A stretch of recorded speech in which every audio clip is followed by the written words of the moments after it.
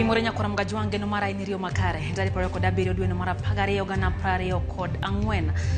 Waikoni magmoto cheni mara ngich welo harwaki ni machiegni kabende weche motenre kod ndhicho kod lal girawere pachoka medo kelo liet mag siasa kabende mane enjalo jatend piny machon Rigathi Gachagua obono nyiso ler moko kotenre kod ndhicho makamagi kuonde ma dipone jogi kete kose jatend piny kuom ling he wach makama sigamene jatend piny county ma Homa Bay kachiel gi jatend Ogai kata Ogai mar ODM Raila Odinga menege tuak e moko mweche mwadhi ketie ler kutenre kod limbe marge county no ma Homa Bay duto waikone cheno marang'ich welo kaka pila rwako pache lai mar ote machuok hari adek auchano no kabende wantie live Facebook Ramogi TV ke mbui mar X kachiel gi Ramogi TV Kenya mbui mar YouTube wachako gi mago momeo.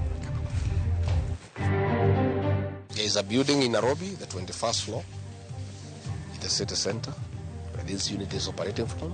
Your guess is as good as mine as to who is the commander. Jalup jatend piny machon Rigathi Gachagua yango ni jatend piny Kenya emane giduoko ewi obila mandhiyo kendo lal gi oganda jo Kenya. They give us our fellow young men. In the next 2 days, come in their large numbers. Monday next week. Riwruoge makedo ne ratich oganda obogo bago ng'anyo juba manyien e sama jodak ma Embu ng'anyo ka gidwaro mondo mi jago manondhi owe thuolo. Koro nigoe kaneno to ne en gima lit ne chunya ahinya ka ng'ama pod tin. E sigana makende kawuono jago moro manodongo koneno ka jonyuol ne dhao miyowa sigana kaka lweny noserocho ngimane koduong'.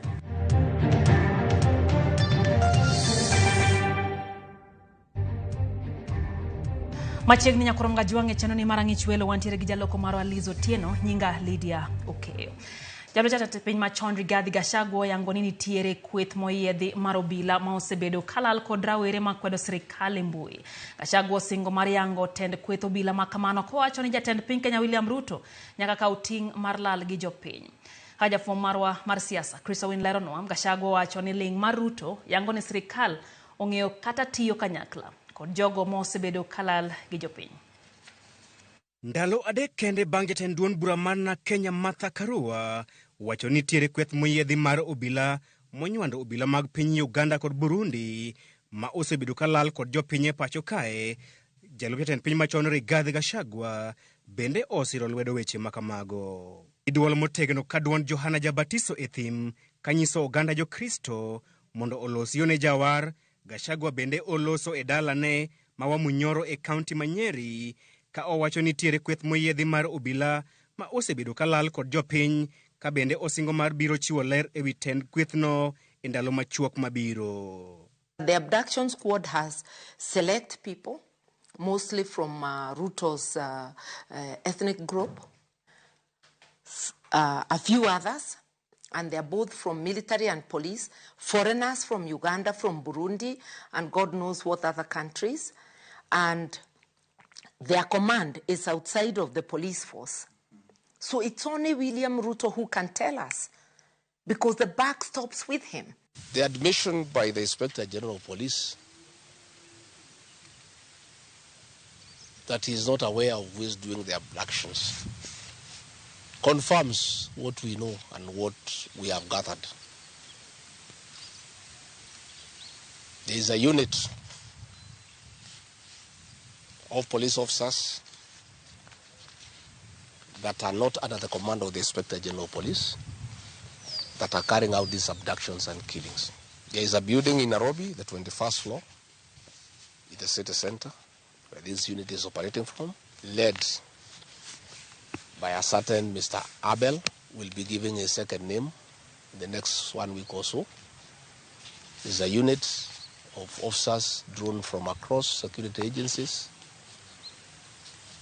that are not under the command of the Inspector General of Police. Abel is a cousin to a very senior government official in this administration. And if this unit is not dismantled, we'll be giving the name of the building and the full names of that officer and his cousin in this administration. And these people are not answerable to the Inspector General of Police. Your guess is as good as mine as to who is the commander of that unit. Gachagua mane ogol e apis dwe mar 10 higani bang' osiep mare kod jatend piny William Ruto bedo mawach ochwalo lweny e dhod jatend piny ka owacho ni William Ruto nyaka kaw ting' e wi lal mag jopiny. When I raised concerns about the dysfunctionality of the National Intelligence Service, I was accused of being insubordinate. However, the events of recent months have regrettably validated my position. President William Ruto must take full responsibility and immediately address this egregious violation. Maonge uruma, Gachagua ore gotok Ruto kod kit kamasia kuom twang'o dhoge e kinde ma jopiny to ywago anyuolagi ma ondhi kod jogo ma ichichgo ni obila. Gachagua wacho ni ling' mar Ruto e wi lal mag jopiny nyiso ni piny owacho tiyo kod joma osebedo ka ndhiyo jopiny. To remain silent or inactive is to suggest that these actions are being carried out with his knowledge and consent. It is impossible to ignore the fact that the only link among the victims is their criticism of the president and his administration. Boka mar Gachagua odhi nyime kod rodho tend obila ka onyiso ogai mar obila mang'weyo maling'ling Nurdin Haji mondo gwe tao kuom nindo e tich. The situation is clear. Our security agencies are either actively complicit in silencing dissent or profoundly incompetent and unable to take decisive action on one of the most significant security crises the country has faced under this administration. Gachagua kuro donjo e list mabor mar jotelo mag siasa, jotend ute lamo, kaachiel kod riwruoge makedo ratich oganda ma oseseyo sirikal e wi lal mag jopiny kendo kwayo tend obila mondo ogwe tao. Mabiro bang' tend obila bolore tenge e weche matudogi kod lal mag jopiny kendo wacho ni ok ging'eyo joma osebedo ka lal kod rowere maseyo sirikal e mbui mag tudruok. Chris Owino, Ramogi TV, Nairobi. Jokenya 82 oselal e yo ma ok ler chakre dwe mar 6 higani ka nyaka sani kwan jokenya 29 pod ok ong'e kama ntiere. Ma en kaluwore kod riwruok makeno ratiro mar oganda KNCHR ma koro dwaro mondo mi sirikal onon matut wach mar lal mar jopiny masani medre pacho kae. Wach mosir kod riwruok mar okinde LSK ma okwedo gai mar obila Douglas Kanja kuom wacho ni gionge tudruok moro amora kod jogo ma osebedo kalal ko paro ne Kanja ni migawo mare ntiere kod ting' mar rito ratich jokenya duto. Kaka Simfrozo Kinda lero riwruoge gi koro dwaro mondo mi sirikal owe thuolo ng'ata ma gin gode tok chik kata tergi e doho poni gintiere kod bura.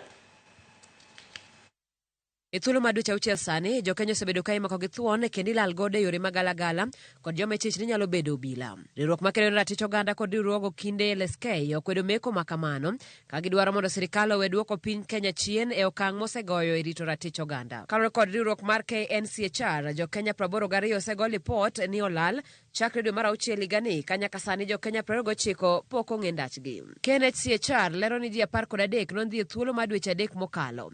E dwe mar 12 ni kende ji 7 osegol lipot ni olal ka nyaka sani mana ng'at achiel kende, mano Naomi mong'ere gi nying mar Jaber Toto e mbui ema oseyudi. Jomoko kamoting'o Steve Kavingo Mbisi manondhi Machakos tarik 17 dweni, Billy Wanyiri Mwangi manomaki Embu tarik 21, Peter Muteti manolal Udhiru Nairobi, Bernard Kavuli manone mogik Ngong Nairobi tarik 22, Gideon Kibet mong'ere kaka Kibet Bull manolal Nairobi chieng' Christmas kod Roni Kiplangat manomaki kaunti ma Kiambu bende chieng' Christmas pok oyudi nyaka kawuono. KNCHR okwedo obila to kwacho ni ok gine magisebedo ka gilal kod jokenya, wach mosir kod LSK makoro dwaro ni ogai mar obila Douglas Kanja onyis jokenya ng'at molal kod oganda ka ok kamano to ogwe tao. Riwruogegi koro dwaro mondo obila owe thuolo ng'ata magisemako gi thuon kata tergi e doho, tim nonro matut ewi joma lal gi jokenya kendo riwre kod migepe mamoko e nono wach mar meko mar jokenya. Riwruoge ariyogi osingo madhi nyime kod timo nonro margi kigene kendo konyo joma osewe kod anyuola ma pod manyo joggi. Simfroz Okinda, Ramogi TV.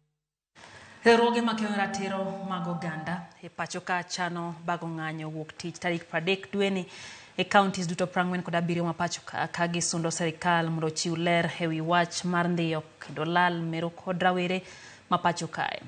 Riwruogego bende seyo jatend piny Kenya William Ruto kod ogai mar obila Douglas Kanja kuom kwedo weche ni obila onge tudruok moro amora gi ndiyo kod lal gi rawerego. Kaka Jason Oduor leronwa, bende giseyo kembe mag tudruok kuom tiyo gi sirikal kendo chiwo nonro mar jokenya gino manyawo weche mag ndhicho e pacho kae. Sahii nimetafuta bradhangu wiki 2 na sijai mpata. Yuko wapi brother yangu Mr. President? Mano ikitlit kod kuyo mafamilia moko kalo e gisani kalore ni ok ginyal yango kama nyithindgi nitiere tok jogo ma ok ong'ere ndhiyo kendo lal miru gi nyithindgi. Kaluore kod medruok e buche mag lal jopiny e pachoka, riwruoge makedo ne ratiro mag oganda koro wuok oko ayanga mar kwedo wach lal gi jopiny ka gichano bago ng'anyo juma manyien. We are calling out the government to ensure that they give us our fellow young men. In the next 2 days, we are going to be so vigilant with whatever they are doing. But on Monday, we are going to call for the mother of all protest. It's not only in Nairobi. We are going to call for the protest in all 47 counties. And we can even include the 48th county, which is the diaspora. We call upon all Kenyans to come in their large numbers Monday next week so that we can finish the unfinished business of demanding for total change and political accountability. Riwruoge go buok kod wach mane owachi gi ogai mar obila Douglas Kanja ni obila onge tudruok mora mora gi wach lal mar jopiny ka koro gidwaro mar mondo mi sirikal ochiw ler malong'o. We are concerned by the statements of Inspector General of Police, who is claiming that it is not the policemen or his officers who are involved in abductions. Then the question is, who is abducting Kenyans? If it is not the police, if it is not NIS, if it is not the DCI, then who is abducting Kenyans? Bende giseyo kembe mag tudruok e pachoka magilieko ni nyalo bedo ni tiyo kod sirikal e chiwo nonro mag jopiny, gino magichich ni nyalo bedo ni nyayo weche mag ndhiyo rawere mosebedo ka wuok oko ka kwedo sirikal. And we ask Kenyans that if Safaricom and these other telecommunication companies do not desist from these criminal tendencies, then we will not have any other option but to boycott your products and to resist your operations. So we demand, we cannot be watching Safaricom lie to us that tuungane, yet yeye anaungana na mapolisi wakora kutuua. Familia mar moko kuom rowere mane ondhi koro kwayo mondo we thuolo rawerego to kaponi gintiere kod ketho mora mora to winjo ochwalgi e doho. The families are pleading with the state and government of President William Ruto to return back their children and brothers, and if they suspect them of any crime, to arraign them in court. Brother mali ameshikwa. Naomba achiliwe. Ni mtoto mdogo, hata sijui kwa nini alichukuliwa na watu ambao hawajulikani. Sasa hata bado hatujainjua yuko wapi, simu yake ni mteja. Riwruoge makedo ne ratiro mag oganda koro yango ni Jo-Kenya 93 oselal chakre dwe mar auchiel higani ka dwe ni mar 12 Jo-Kenya 13 oselala. We have a record of more than 93 Kenyans who have been abducted since June 2024. In December alone, we have documented 13 abductions, with the most recent one being yesterday evening. Say their names. Joyce Odura, Ramogi TV, Nairobi. Say their names. Jodak Maembu no bago ng'anyo mamuol mar sundo sirikal kod obila mondo mi owe thuolo rawera manyinge Billy Mwangi manyondhi kod joma pok oyangi. Kotani kod jaod bura ma Manyatta gi Tonga Mukunji negi keto jatend obila ma Embu West kod penjo matek mondo mi onyisgi kama rawera no nitiere gi gima no setimo kaka obila mondo mi giduoke pacho kongima ma ok gimoro time. Cynthia Onyango negi ler. Ndicho mar oganda Jo-Kenya ma kinde ka kinde chalo ma ochopo ne jodak ma Embu e dandgi, gino machalo mane ochunogi mondo gitim ng'anyo mamuol e chuny bomano ka gidwaro mondo rawera manyinge Billy Mwangi mondo we thuolo kod jogo mane ondhiye. Kuom thuolo mogwaro, ohelni manitiere chuny bomani ne olor kendo moko kuomgi ochung' ka jodak ma mirima omako to ne omoko tael mar mtokni e chuny ndara kaka yorgi mar nyiso mirima ma gin go. Kanyakla ne gindemo nyaka e apis jatend obila ma Embu West mane giketo e orindi maliet mondo nyisgi kama wuodgi nitiere. Hatuna maneno mingi. Tunataka ripoti kamili ya mahali Billy Mwangi yuko, alichukuliwa na nani na hako wapi. Kwa sababu sasa tumemaliza siku 5 kama tunajua kwenye Giliet mar oganda ka oluore, obila ne owacho ni ne giseyudo lipot mar lal mar Billy to kaluwore kod chal mar lal mare, ne giweyo ne okwach kich mondo non dhicho mar rawerano. Sasa nikisema tuko na yeye hapa kwa sababu yenyewe ni watu wetu, hatungekuwa tunaweza kumweka hapa na wale watu wamemchukua hatuwajui. Gitonga Mukunji ne omiyo obila seche 24 mondo chiw rawerano kaonge kod hinyruok moro amora e dendi. Kama anaitwa Billy Mwangi akiwa hai na hajaguzwa na mtu. Gitonga Mukunji bende okwayo jodak Maembu mondo kik ketha paya kata mwandu mag johala yo moro amora e kinde mag timo ng'anyo makamano, ka oparonegi ni dwaro margi maduong' en yudo wuodgi kangima. Hakuna kuharibu barabara, hakuna kuharibu mali ya watu. Ndio tunataka kama ni maandamano ifanywe ya amani. Ile haki tunatafuta ni haki ya Billy Mwangi. Cynthia Onyango, Ramogi TV. Ramogi mano e chal mar weche wakawo yo mokwongo chendo ni marang'ich welo na singo kawo moko kuom pacho kae kapok wakawo yo mokwongo e chendo ni mana kaka pile. Nano ka Omondi Jarweya wacho kachachani osemolo kaka pile intiere Langas, Eldoret City gin kanyo gi Queen Tauma. Wach mar abduction kata ndhiyo mar rawere wacho ni en gima rach kabisa kaponi obila ema timno to wacho ni en gima ok owinjo bed ni oganda yie. Mariano Deny wacho ni ten Ruto ni lit ndi piwang' dhi okinyi godhiambo en ajali en abduction en flood. Mariano erokamano. Pedeshel Fabric wacho ni truthful mano aya osewuoyo Gachagua is the new opposition mano pach Pedesho yo matin ma en ang'ichwelo ikidhi mabor.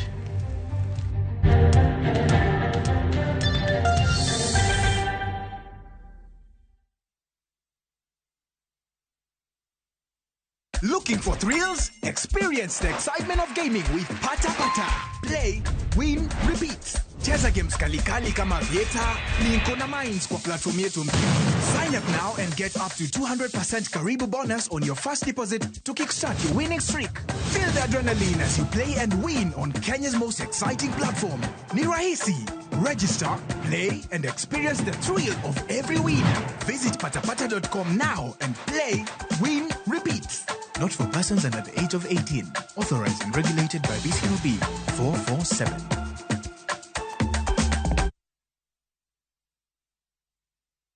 Royal Mabati Factory Limited.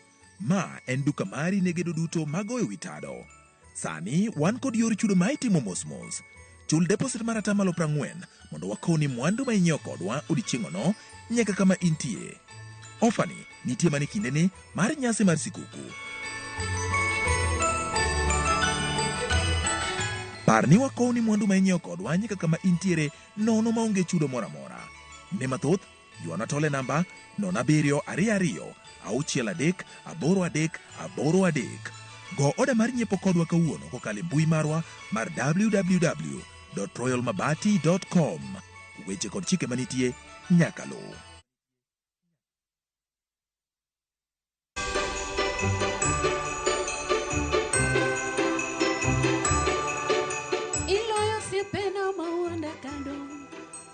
Iloyo siepena mawuonda tore, japuonj iloyo siepena maoya gi pesa, iloyo siepena madenda gi nyinge. Nyikwa Ramogi, iluonga ni Zalimbe, Evelyn Kefas. Daher mar kwayo Christmas maber, to gihero maber e higa manyien mabiro e nyimwa. Nyasaye mondo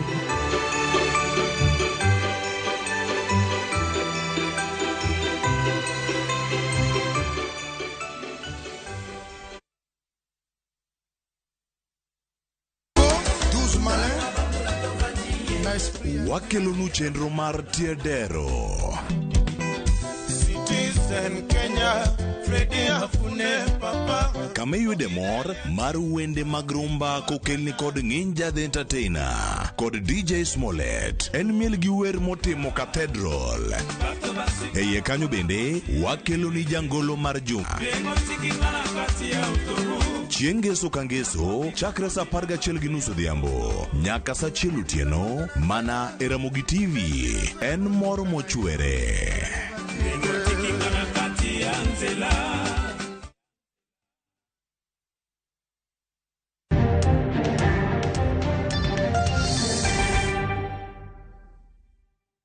Machiegni kendo nyakwar mga jwang' Attorney General ma pacho ka Dorcas Oduor nobago thieth maonge chudo mandara ariyo e skund primar ma Nina e Alego. Matno timo kaka yorno mar goyo erokamano ne lemo manoyudo mar bedo Attorney General. Jopiny manoyudo thieth bende nondike okwa mar thieth mar Chief notene gi jotelo mopogore opogore koting'o nyaka jagoro mongiore miga ma ita Raymond Omolo.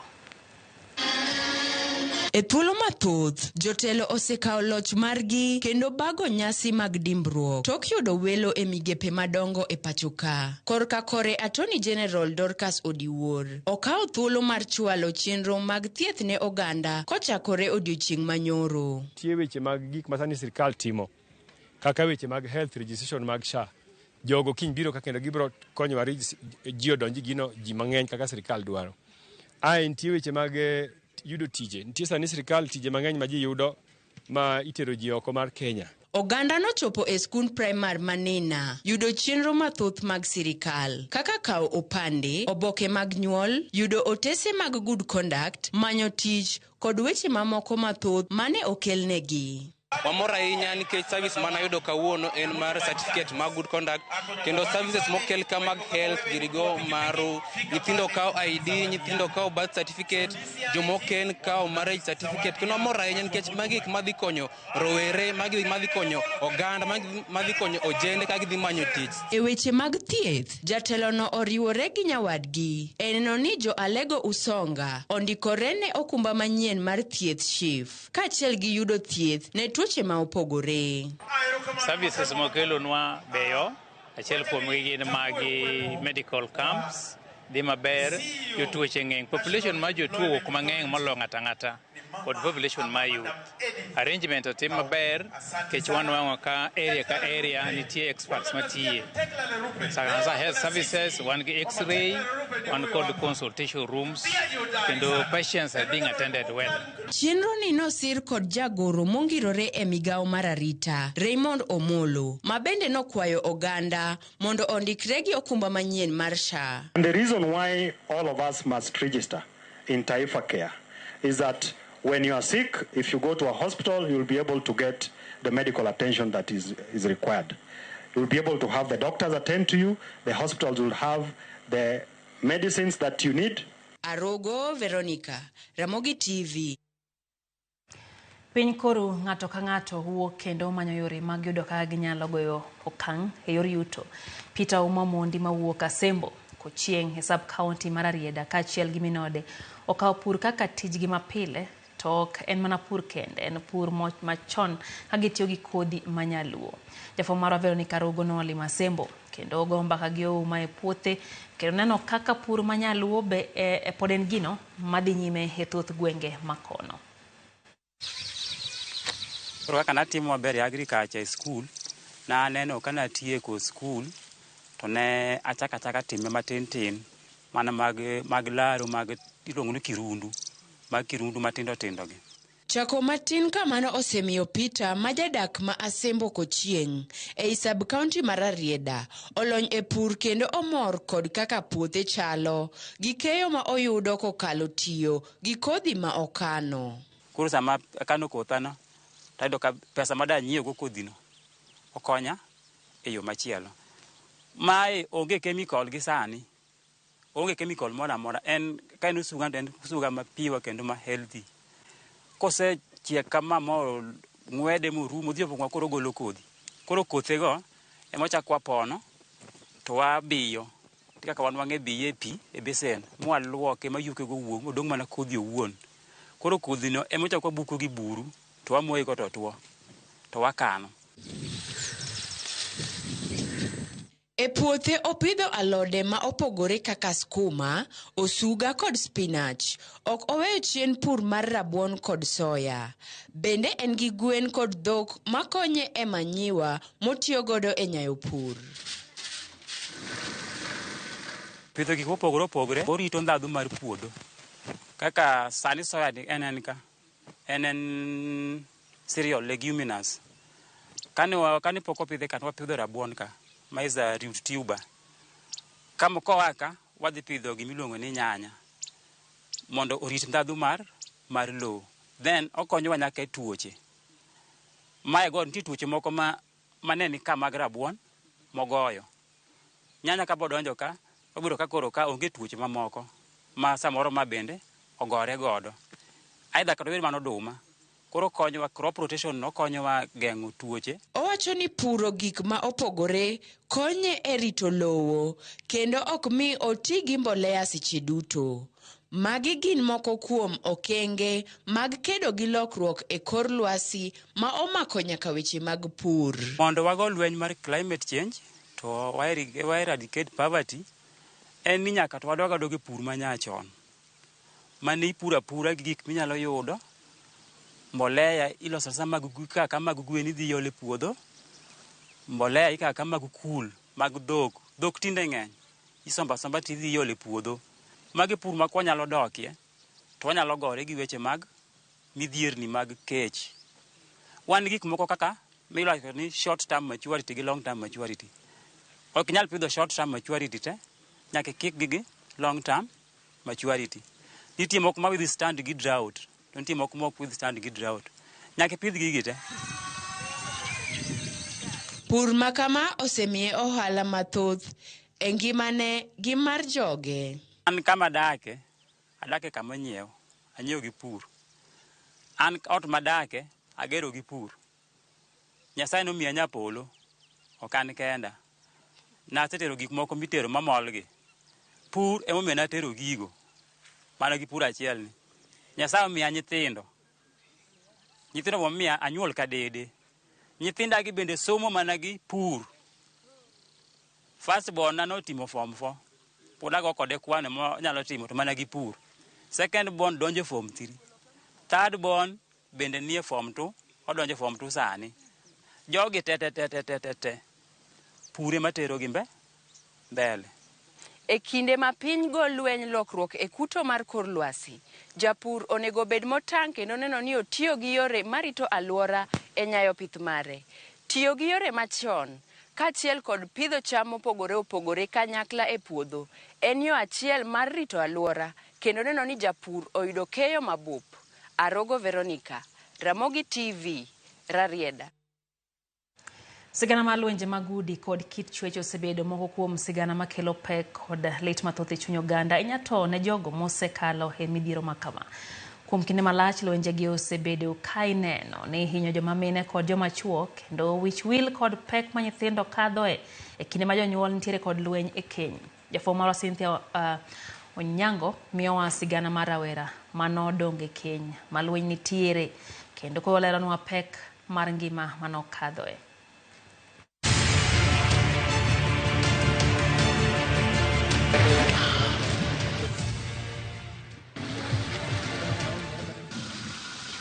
Midhiero mar lwenje mag udi kod kit chwech osebedo mbaka matalaria matek pimo.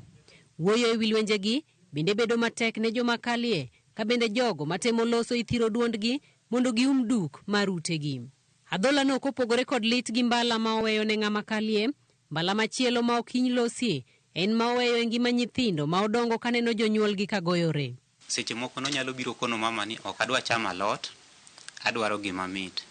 To gima mit ni kata ka en omena kata ka en gweno ring'o, nokichiwo pesa mondo iwacho ni odhi onyiew go chiemo ni okel ang' otedi. Kata ka ninyise ni adwa dhi skul idwaro pesa, to onyalo koni ni an sombi ok bi konya. Moses Okech ne ochoko chir mar pimonwa kaka lweny mane nitiere odgi ne oloko ngimane gi kaka ne odongo ka lweny no ne miye mirima kendo nomiyo thegore gi jowetene. Koro nigoye kaneno to ne en gima lit ne chunya ahinya ka ng'ama pod tin. Koro ambe seche moko mirima maki miwach ni to koro anang' natim nang'o. Iyudo ka koko gi samoro ne timore makata jogweng' winjo gi koni gi kocha. Imbe samoro no chwadi kata wang'i moro kuot no padi badi moro lit to ka ging'i to ging'e ng'ani ng'ane to nyogo paro ni kadhi abedo kuma gintie to gibro nyiera. Kata paro mani koro kaneno gi to gibro mana go mbaka gima ne timore cha. Penjo en ni, en ang'o madhiga nyime pach nyathi e kinde ma oneno ka jonyuolne ni kod lweny? Debed ni wane ma baba wani ohera koko kata jonyuolwa gi ohero koko to kuonde mamoko to kata kwa wuothe to kwa winj koko ni katimore. Imbe nyathi seche moko mirima nyalo maki, nyalo dhi kata ni dhi ywa baba koni mondo wego mama to imbe ang'o chako lokore kendo kodi kae. Okech medo ni Lwenjegi bende ne miyo jirende kod osiepe ne ng'iyogi gi wang' ma opogore. Ka ng'ato neni seche moko kata kiwuotho to kochopo kuomi ni to gima biro kuome mokwongo oparo koko kata mano winjo ka nitiere dala kata chandruok mukale.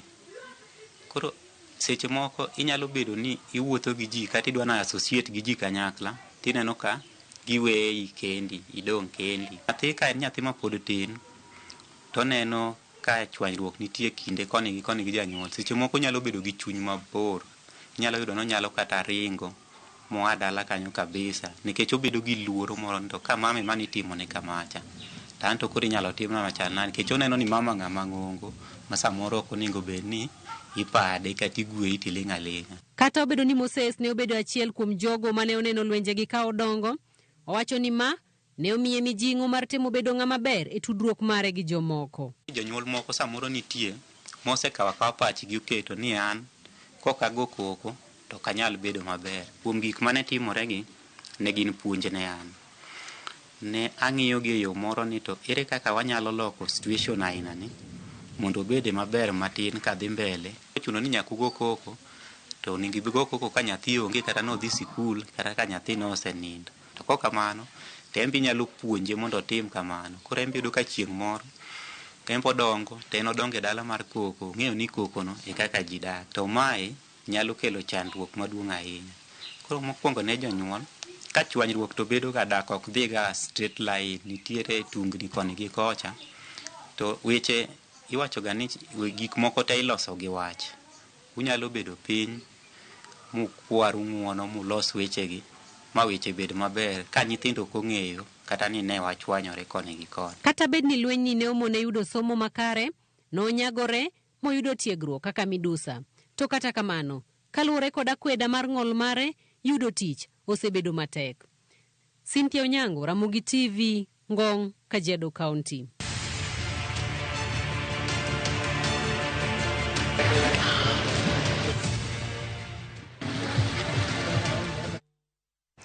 Wayo matinya koronga jonga duo kod mago mag tuke kekidhi abor.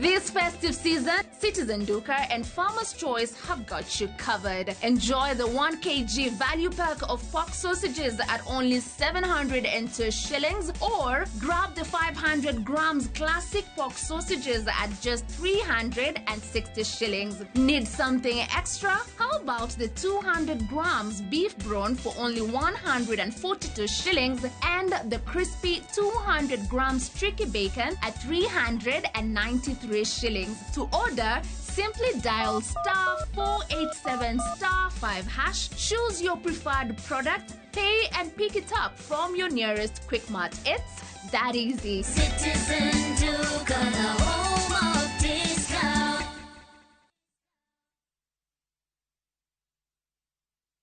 Crazy Moments ni kumake memories za nguvu, kueneza furaha, kushirikiana na familia na marafiki na kuinuana. Crazy Moments ni kuja pamoja, kujuliana hali na kumake memories. Equity iko hapa kujenga hizi moments za Crazy. Tuma pesa from Equity to Equity for free. Lipa kwa Equity Till au na Equity card yoyote for free. Cha kupendeza zaidi, tuko na deals moto moto za kuchangamsha Christmas yako. Isitoshe, ukikwama, tunakusort na Easy Loan ama upate bustika. Tujenge Crazy Moments na Equity. A Merry Christmas and a Happy New Year from Equity.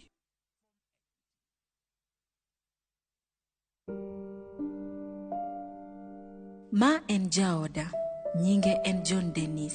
An kode ne wayudo masira makoch mar apaya. Gima nyalo paro winjo ewi masira no en break mapoya gi luar mar matoka.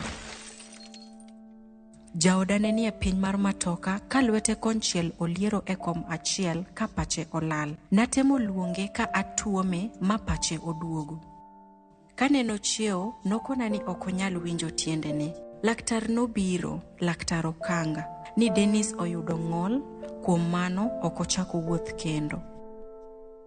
Wachno noturo chunya, kendo osebedo jaoda kuom higni 12. Pacha ool kendo okawinj ka an kare. Amanyo kony kuom jolony e weche mag paro. Bedo jarit jatuo ok en tich mayot. Duok ng'we nyamburko piny. Ng'we airi titi neko.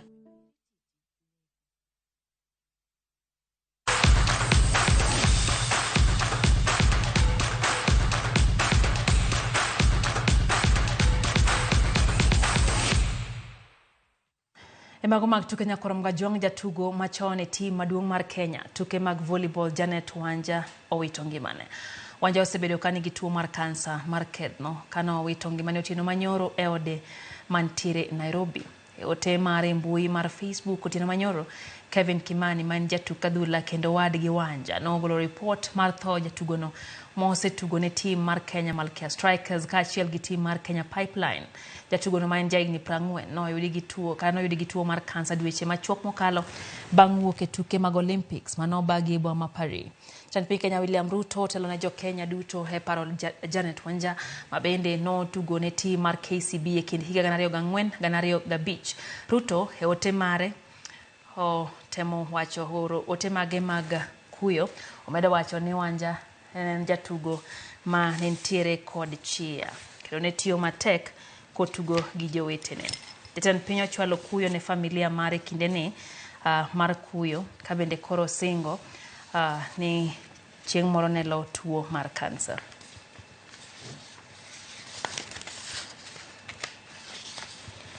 Mtu siange